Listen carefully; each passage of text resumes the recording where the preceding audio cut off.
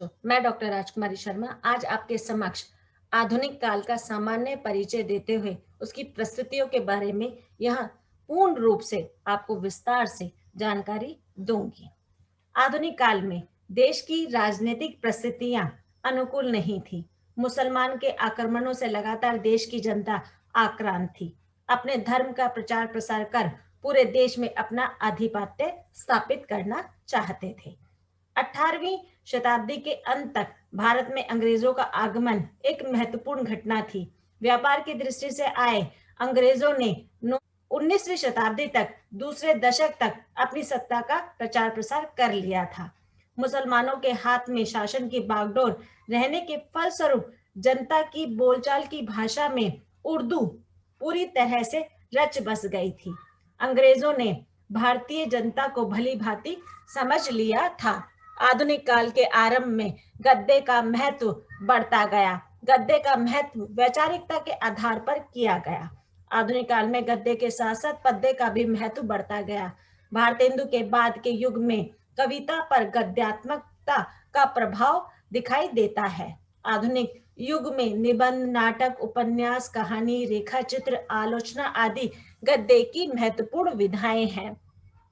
भारत में शासन करने आए अंग्रेज और विदेशी लोग इस भूखंड को ही अपनी मातृभूमि के रूप में स्वीकार कर लिया। अंग्रेजों ने भारत में भाषा और धर्म के आधार पर इसे थोपना आरंभ कर दिया। इस तरह अंग्रेजों द्वारा भारतीय जनता का आर्थिक एवं सांस्कृतिक शोषण लगातार होने लगा। 1857 की क्रांति के बाद भारत में विदेशी शासन की जड़ें मजबूत होने लगी। जीवन मूल्यों में लगातार होते बदलाव एवं पुनः स्थापन की प्रक्रिया पर पुनः विचार होने लग रहा था। यह युग संक्रमण काल का युग भी कहा जा सकता है। अंग्रेजी सत्ता के प्रति धीरे धीरे भारतीय लोगों में जागरण या जागरूकता बढ़ने लगी। अत्याचार के विरुद्ध जनता में आक्रोश उत्पन्न होने लगा था। आधुनिक काल में समाज सुधारकों द्वारा यह चेतना का भाव विकसित धीरे धीरे होने लगा। साथ ही सामाजिक, सांस्कृतिक, धार्मिक एवं राजनीतिक दृष्टि से यह काल नव जागरण काल कहा जाने लगा। नव जागरण काल में अनेक प्रकार के कालों का रूप स्वरूप दिया गया है, यानी कि आधुनिक काल के संदर्भ में अनेक कालों के रूप स्वरूप को यहाँ पर संक्षिप्त में मैं ज्ञापित करूंगी। पहला है नवजागरण काल, दूसरा है द्विवेदी काल, तीसरा है छायावाद, चौथा है प्रगतिवाद, पांचवा है प्रयोगवाद और छठा है नई कविता का आरंभ आधुनिक काल में देखने को मिला। राजनीतिक परिस्थिति से हमारा तात्पर्य कि राजनीति में किस तरह से उथल पुथल हुई या किस तरह से उसका विकास हुआ। राजनीतिक परिवर्तन के साथ साथ स्थिति परिस्थिति में अनेक परिवर्तन दिखलाई दिए। अंग्रेजों की नीतियों से भारत का प्रत्येक व्यक्ति क्रोधित एवं अभाव में था। अंग्रेजों द्वारा किए गए सामाजिक एवं धार्मिक सुधार रूढ़िवादी भारतीय स्वीकार नहीं कर पा रहे थे। लॉर्ड डलहौजी की लैप्स की नीति तथा लॉर्ड वेलेजी की सहायक संधि ने अंग्रेजों की साम्राज्यवादी नीति को उजागर कर दिया था। भारत की रियासतों को ब्रिटिश साम्राज्य में मिलाना चाहते थे। 1857 में अंग्रेजों के विरुद्ध विरोध जमकर होने लगा, अर्थात क्रांति का स्वर तेज होने लगा। 1857 ईस्वी में क्रांति को निरंतर दबाने की कोशिश की जाने लगी। 1885 में भारतीय राष्ट्रीय कांग्रेस की स्थापना अंग्रेजों के सहयोग से हुई, जिसका रूप स्वरूप धीरे धीरे बदलने लगा।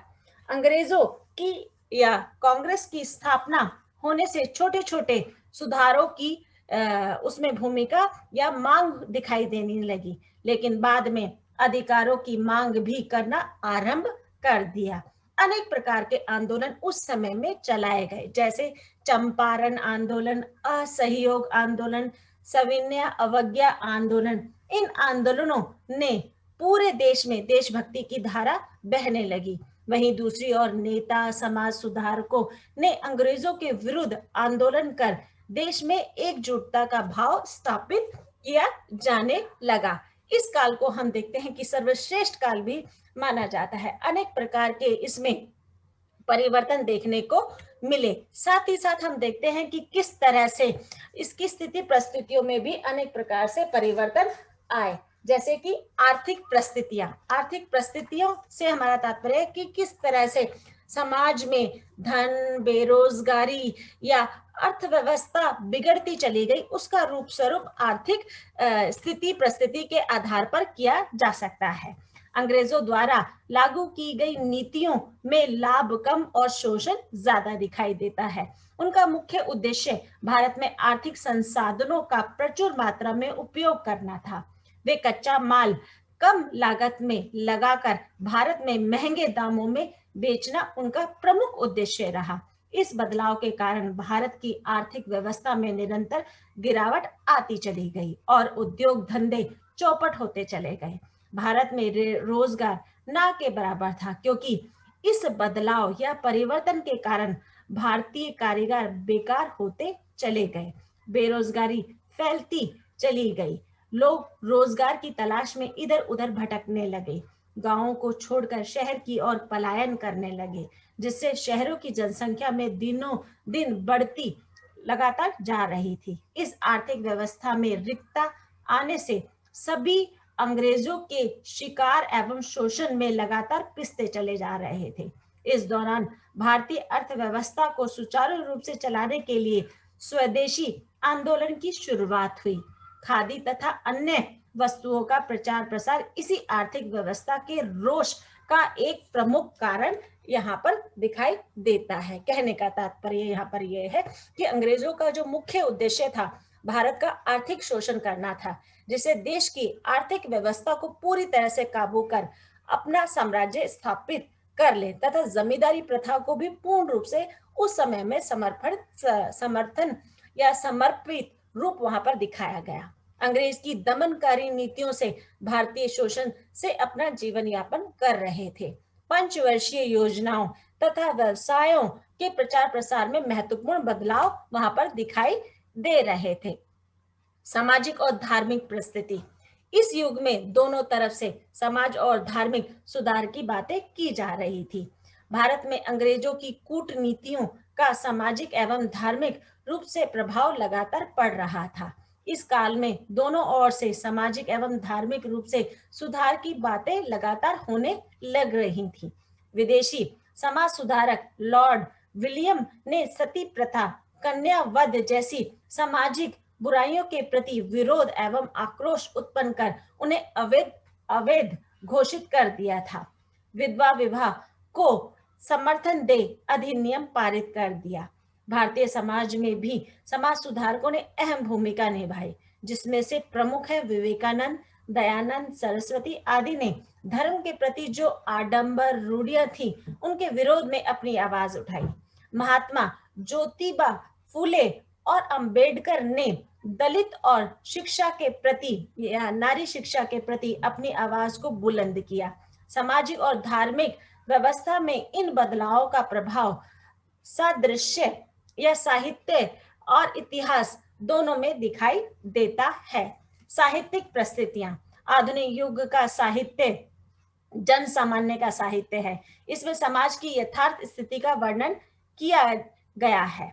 एक और जहां भारतेंदु ने देश प्रेम और जन जागरण की बात कही, वहीं दूसरी ओर द्विवेदी युग में इन भावनाओं के साथ भाषा की शुद्धता एवं उच्चारण पर भी विशेष ध्यान दिया गया। छायावाद में व्यक्ति के मन की भावनाओं और संवेदनाओं का यथार्थ चित्र देखने को मिलता है, तो वहीं प्रगतिवाद में समाज साम्यवादी चेतना में दलित, मजदूर और किसानों के प्रति हो रहे शोषण एवं अत्याचार के रूप को भी दर्शाया गया। इसके समक्ष ही प्रयोगवाद और नई कविता में नई क्रांति देखने को मिली। इस युग में गद्य और पद्य विधाओं का सविस्तार हुआ। कहने का तात्पर्य यहाँ पर यह है बच्चों कि हम देख रहे हैं कि जिस तरह से आधुनिक काल को स्वर्ण युग भी कहा गया है, साथ ही साथ इसमें अनेक प्रकार के परिवर्तन देखने को मिले हैं। आपके सामाजिक आधार पर, धार्मिक आधार पर, आर्थिक अभाव आधार पर या साहित्यिक आधार पर हमें देखने को मिला। तो हमने इस तरह से इसे संपूर्ण रूप में संक्षिप्त वर्णन करने का यहाँ पर प्रयास किया है। धन्यवाद बच्चों।